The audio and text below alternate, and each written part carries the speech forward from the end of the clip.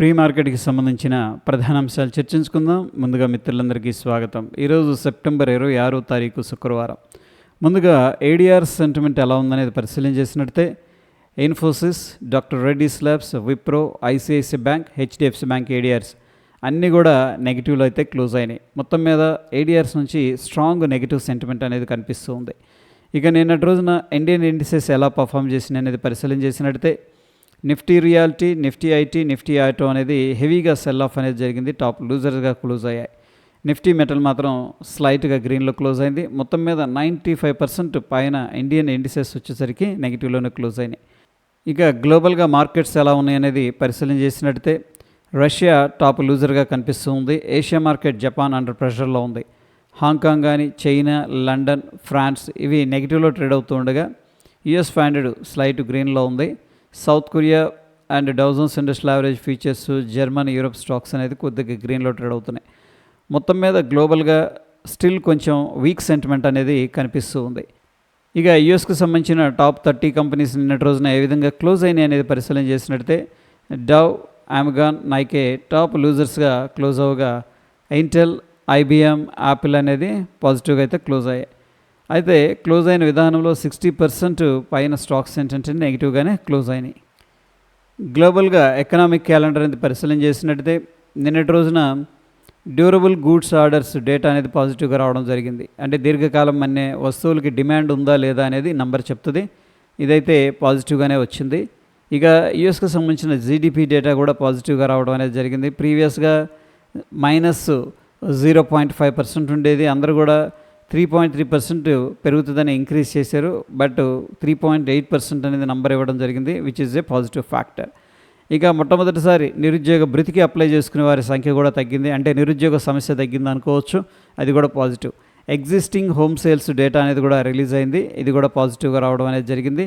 ఇక ఈరోజు విషయానికి వచ్చేసరికి సాయంత్రం 6 గంటలకి కోర్ పీసీఈ ఇండెక్స్ డేటా అనేది రిలీజ్ అవుతుంది. అంటే పర్సనల్ లెవెల్లో కన్సంప్షన్ ఎలా ఉంది అని చెప్పేసి, అంటే ఎంత ఖర్చు పెడుతున్నారు, ఎలా ఖర్చు పెడుతున్నారు, ఈ బిహేవియర్ నంబర్స్ అనమాట. ఇది వెరీ ఇంపార్టెంట్. ఇక ఇండియాకి సంబంధించిన ఎకనామిక్ క్యాలెండర్ అనేది పరిశీలన చేసినట్లయితే నిన్నటి రోజున ఎటువంటి మేజర్ ఈవెంట్ అయితే లేదు. ఈరోజు సాయంత్రం 5 గంటలకి బ్యాంక్ లోన్స్ గ్రోత్ ఏ విధంగా ఉంది, డిపాజిట్ గ్రోత్ ఎలా ఉంది, ఫారిన్ ఎక్స్చేంజ్ రిజర్వ్స్ మన దగ్గర ఎంత ఉన్నాయి, ఈ డేటా అనేది రిలీజ్ అవుతుంది. ఇది వెరీ ఇంపార్టెంట్ డేటా. ఇక యుఎస్ మార్కెట్ 3వ రోజు కూడా ఏంటంటే నెగిటివ్లోనే కొనసాగింది. ట్రంప్ గారు ఫార్మా ఇంపోర్ట్స్పై ఏంటంటే 100% టారిఫ్ అనేది అనౌన్స్ చేశారు. ఇది నెగిటివ్గా కన్సిడర్ చేసుకోవచ్చు. ఇక ఈల్డ్స్, ట్రెజరీ ఈల్డ్స్ అనేది కూడా ఇంక్రీజ్ అయినాయి. టెక్ స్టాక్స్ మీద అందుకని ప్రెషర్ రావడం జరిగింది. ఫెడ్ చైర్ పవెల్ గారు కూడా ఎకనామీకి నో రిస్క్ ఫ్రీ పాత్ అని చెప్పడంతో వీక్ సెంటిమెంట్ అనేది ఉంది. అయితే పాజిటివ్ ఏంటంటే Q2 జీడిపి అనేది స్ట్రాంగ్గా రావడం జరిగింది. సో అందరూ కూడా ఫ్రైడే రానున్న పీసీ ఇన్ఫ్లేషన్ డేటా మీద అయితే ఫోకస్ అనేది చేస్తూ ఉన్నారు. ఫ్యూచర్ అండ్ ఆప్షన్స్లో ఈరోజు ఏ ఒక్క కంపెనీ కూడా రిజల్ట్ అయితే అనౌన్స్ చేయట్లేదు. ఇక ఫ్యూచర్ అండ్ ఆప్షన్స్లో ఆర్బిఎల్ బ్యాంక్, సమ్మాన్ క్యాపిటల్ అనేది బ్యాన్ లిస్ట్లోకి వెళ్ళిపోయాయి. వీటిల్లో మనం ఫీచర్స్ అండ్ ఆప్షన్స్ ట్రేడ్ చేయకూడదు. క్యాష్ మార్కెట్లో బై సెల్ అనేది చేసుకోవచ్చు. హెచ్ఎఫ్సిఎల్ ప్రీవియస్గా బ్యాన్ లిస్ట్లో ఉండేది, ఇప్పుడు బయటకు రావడం అనేది జరిగింది. దీంట్లో కావాలంటే మనం ఫీచర్స్ అండ్ ఆప్షన్స్ అనేది ట్రేడ్ చేసుకోవచ్చు. అయితే మంత్లీ ఎక్స్పైరీ దగ్గరకు వస్తుంది కాబట్టి ఈ యొక్క బ్యాన్ లిస్ట్లో ఉండే స్టాక్ సంఖ్య తగ్గిపోతూ వస్తూ ఉంటుంది అనమాట. ఎందుకంటే రోల్ ఓవర్ అనేది జరుగుతుంది కాబట్టి.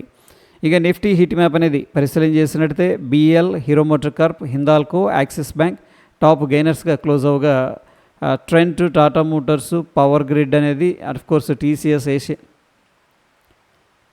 నిఫ్టీ హీట్ మ్యాప్ అనేది పరిశీలన చేసినట్టయితే BEL, Hero motor corp, Hindalco, Axis bank, ONGC, Bharti Airtel అనేది ఒక బుల్లిష్ సెంటిమెంట్లో అయితే క్లోజ్ అయ్యాయి.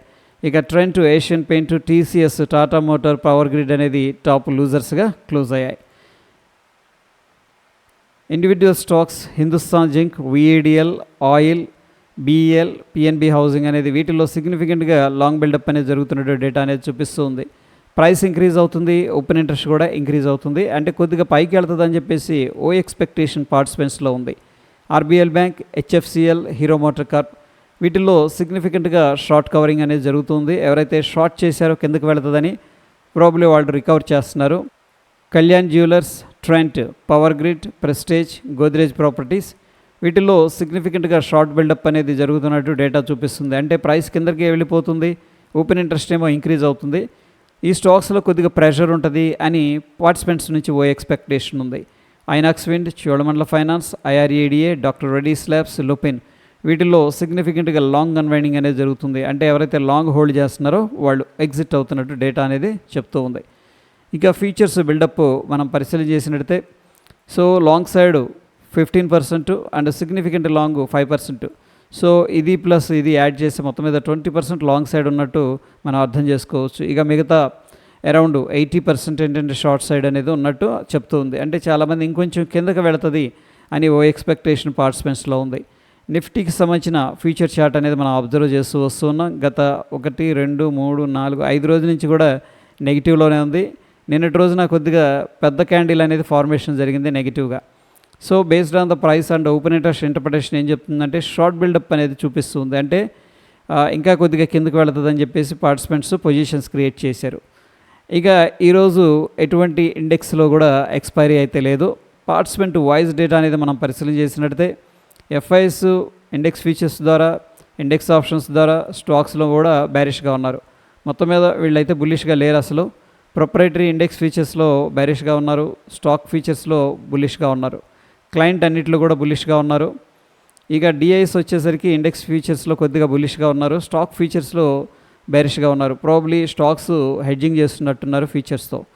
ఇక స్టాక్స్ విషయానికి వచ్చేసరికి బుల్లిష్గా ఉన్నారు. మొత్తం మీద 4,995 కోట్లు ఎఫ్ఐఎస్ అయితే క్యాష్ మార్కెట్లో సేల్ చేసినట్టు తెలుస్తూ ఉంది.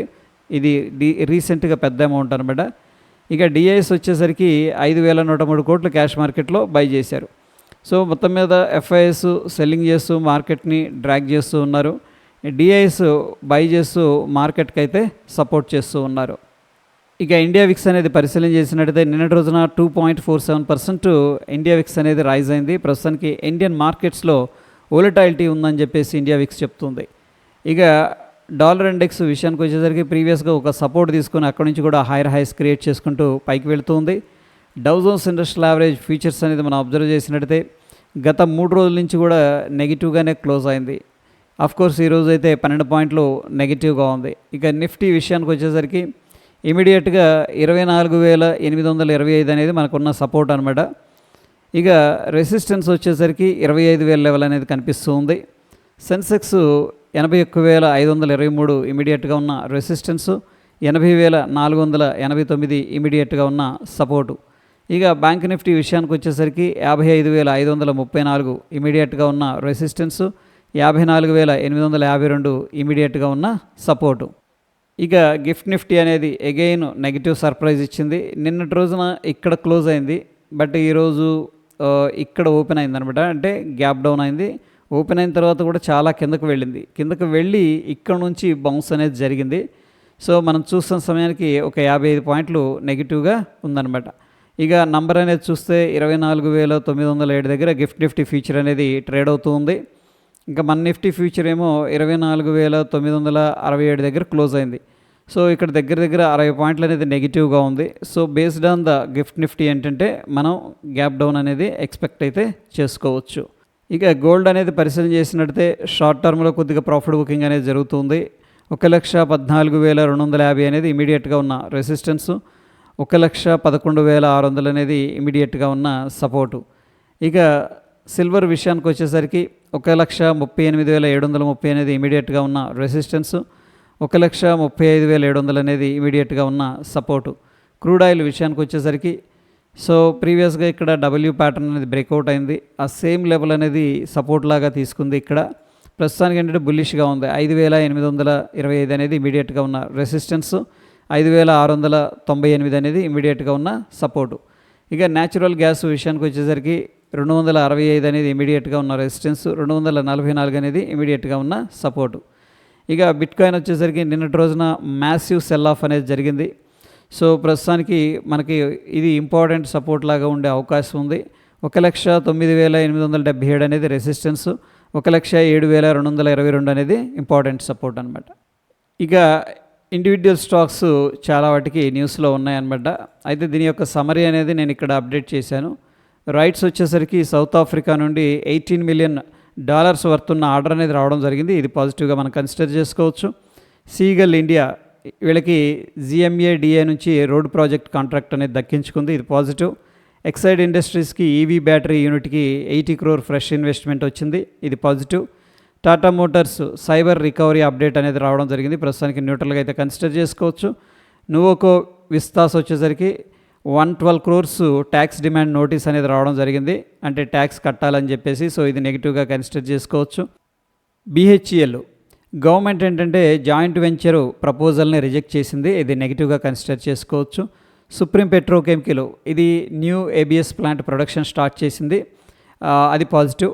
యాంబర్ ఎంటర్ప్రైజెస్ ఏమో 550 crore ఇన్వెస్ట్మెంట్ చేస్తుందన్నమాట సబ్సిడరీలో, సో ఇది positive. Ventive hospitality Hilton Goa stake buy అనేది ప్లాన్ చేస్తుంది, ఇది పాజిటివ్.